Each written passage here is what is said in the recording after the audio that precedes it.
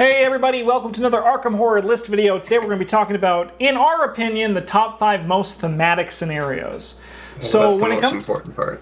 When it comes to these things, how we do it is we make a list of all the scenarios we like, then we rate them each out of 10, and then we add our scores together, so it's like a self-balancing act to go along with it. I will say that the ratings for all of them, there's a lot of really good thematic scenarios. And all the ones that didn't make it, you're winners too. Like, seriously, like, our top 5, like, our final score, our lowest score for this one, out of 30, is 26. So... yeah, like, if we even voted on you, you were a winner. Yeah. Like, and then, like, the majority of them are, after this, are stuck at 25. You just missed the cut. There's also a possibility that, like, the ones we voted on, like, whichever one got first, it is very possible that none of us would pick to be our favorite for this category. It's true. It's true. This is all just about the theme of the scenario. Like, did it succeed in what it wanted to succeed in? And I think, I mean, these are all winners. But let's go with number 5. Just on the edge of the list is the Unspeakable Oath. This is the Catacombs one, if you guys don't remember. No. This is the Arkham Asylum. No, this is the Asylum one, yeah. Like me. You don't remember. Travis is like, I was just testing. It's an understandable mistake. It's a weird choice for cover art for this one. Yeah, because it's actually for Sharon's Oval. We should, you know what? It should get disqualified from the theme just for its box art. Yeah. This one's really fun. You go to the asylum, and there's lots of crazy people around. And you never leave. I always leave. Yeah, I've only been stuck once, and I hated it, and I vowed never again. That's just you, Brett.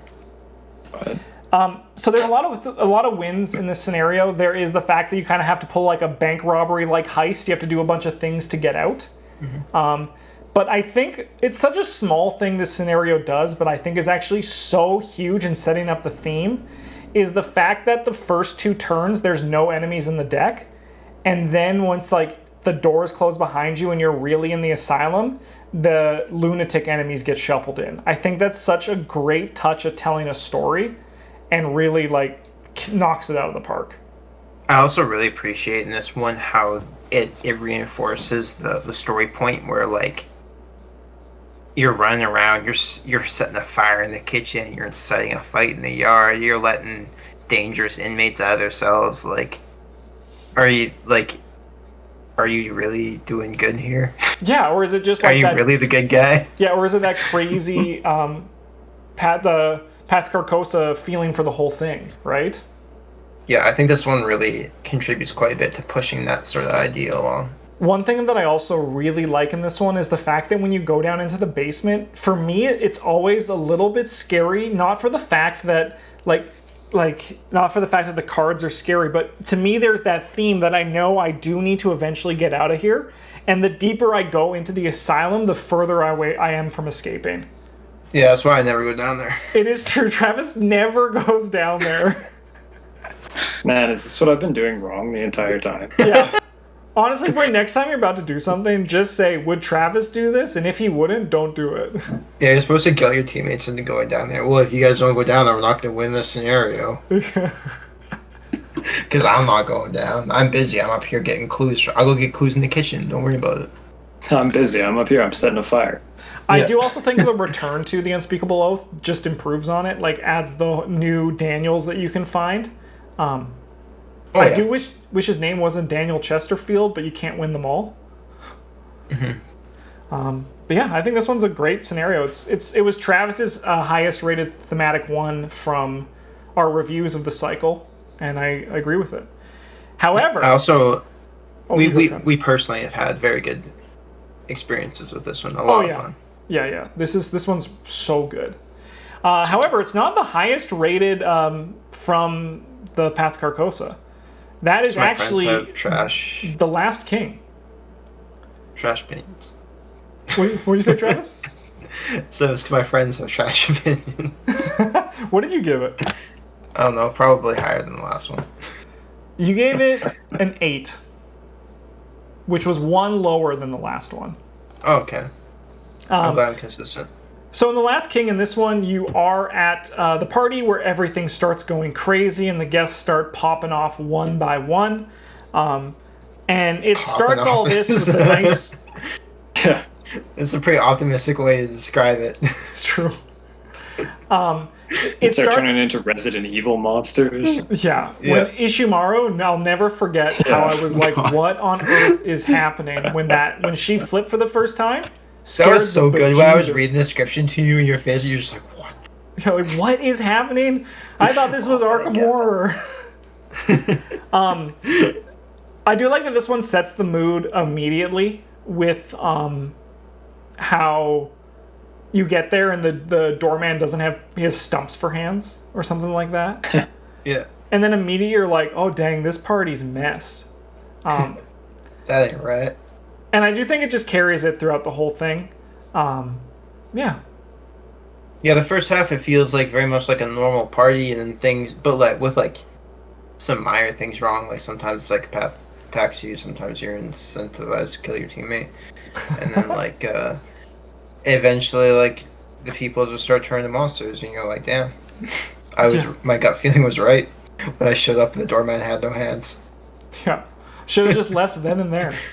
Yeah. Also, something we also included into our voting for these is the interludes afterwards, and that was a big part of this one ranking high. I feel, in my opinion at least, is your decisions, whether you get to burn the house down or you get to go back in and intrude on a meeting you weren't supposed to see.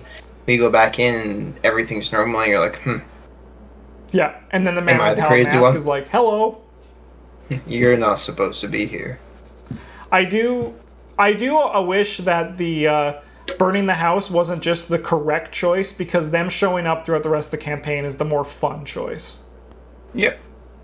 All right. Let's get to number 3, which has a 27 for its rating. Baby. We got Beyond the Gates of Sleep. This is the opener of the Dream Eater cycle, where you have to appease the 2 men and then walk down all the steps until you get to the Enchanted Wood, and they tell you not to stray off the path, but of course you must, otherwise you just lose. And then there's Zoogs. Yes. Yeah. And you get to kill the Zoogs. You do. And then the cats are happy that you killed the Zoogs. Yeah, like, this one is great. The feeling of going down the steps is just... And then you have to rush because the doom is going up. Like, you really just feel like you're like, we need to get to the bottom of this. Yeah. I feel like this one really excels in 2 fronts. Either you've read the Search Kadath story and you just... everything's right. It's all what it should be. Or you haven't read the Search Kadath, and this one's still... Great. It's just such a fantastic introduction to the Dreamlands as a whole. Yeah. So one of our YouTube commenters, I can't really quote it so well as they did, but they were like saying something about along the lines of they really accomplished something with this one because they had to balance the fact that this should have the normal fear of Arkham Horror, but also have that wonder of exploration. And I think this one really balances that well. It's like going to Disneyland as a kid, kind of. Yeah. And there's also that weird thing where you're at the start of the dream and there's no Mythos deck. Like... It's like you're 5 and your parents take you to Disneyland, but then they make you go on the Indiana Jones ride and you're traumatized. Yeah. And also, one thing someone corrected us on, Bryn, this is the ultimate example of how we make mistakes that hurt us. When you drew overzealous in that, when we did the rerun, there actually was no Mythos deck at that time. So you wouldn't have actually drawn anything. It would have just been a dead card. That's so much better than drawing overzealous. I agree. Beyond the Gates of Sleep is a winner, though. It's really fun. I love the 2 dudes. I was floored when I saw those 2 dudes for the first time, and they were like, it's trial time. I do wish that their dialogue on the other side wasn't as hokey as it was, but that's why it's more fun to just kill them. I do like the whole, what is your weapon? And you're like, this sword. And they're like, no, you need a better one. And you're like, okay, but how about other sword? And they're still like, And they're like, no, yeah, point to your that's head. not what I meant. You stab his brother, and he's like, "No, that's a good weapon. You're right. Yeah, it's like, no, that weapon's great. You can go. You can go. You're Yeah, through. you're good. All right, Just go." let's go. Now, this is number 2 with a 29.5 out of 30. Holy shit! It is the City of Archives. You know what's scarier than being stuck in an asylum for the rest of your life? Being stuck in the body of a Yithian. Yeah. The reason why this one will always be such a thematic high point is because you're a Yithian. Like, it changes who you are. Yeah. Like, you honestly just can't beat that. They're like, you get transplanted to a different body, and then the game mechanic is like, you're in a different body. Yep. They just did it. They did it. They did And it, they take and all it's your like, cool things. Yep. yeah, like they You did have it, to go but it also explore. like Yeah. it's so balanced and it feels right the whole time, right? And There's like the start where you get to decide whether you're Yeah. gonna like kill throat punch the other Yithian or whatever. yeah, Yeah. Yeah, he's like, no, don't do that. You'll hurt yourself. And you're like, gah! I'll hurt you. and there's also like this. It's this weird feeling that I think is kind of very subtle, but does kind of because this is the one where you have to have like 10 cards in hand at the end of it, right? Yeah.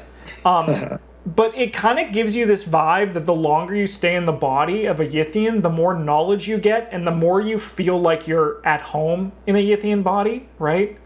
Because Yeah, the longer you play, you're more like, this is fine. yeah, the more cards you have as well, like the more you can commit to tests to get the bonuses off, and you're like, this is actually not a like. I need to get out of here, but at the same time, like, I'm really bringing this Yithian body to life, and these hips look great. Like, maybe I stay this way in this conical body, right? Yeah, and there's that really nice progression where they're like, once you escape, they're just like, hey, fellow Yithian, and you're like, hello. Yeah. And you just kind of go around. And then eventually you're like, wait, man, maybe I'm not a Yithian. And they're like, excuse me? Yeah, the hello fellow Yithian You're part not supposed to know that. Like, the Hello Fellow Yithian hits to me on that same kind of small story beat, like how there's no Mythos deck in the Beyond the Gates of Sleep, or the fact that it takes a bit longer for the dudes to show up in the Unspeakable Oath. That's just like a decision that's so thematic. And it's... And you get to unlock the map as you go. You get to literally explore the area. Yeah. Yeah. I do want us to eventually have one of us stay as a Yithian. That's all I want, though. You're going to have another opportunity soonish. Yeah, Brent, I don't think you were here, but Travis said he was very excited. No, not very excited, but that he was looking forward to doing this Return to the Forgotten Age. So when he gets hurt again, we'll just remind him of that. You said you wanted to do this. Well, we're not going to not play it. It's true, we have to play it.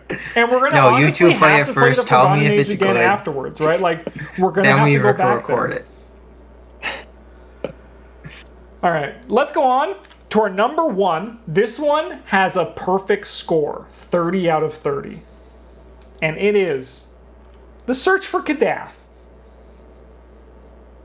Yes. Yeah, I agree.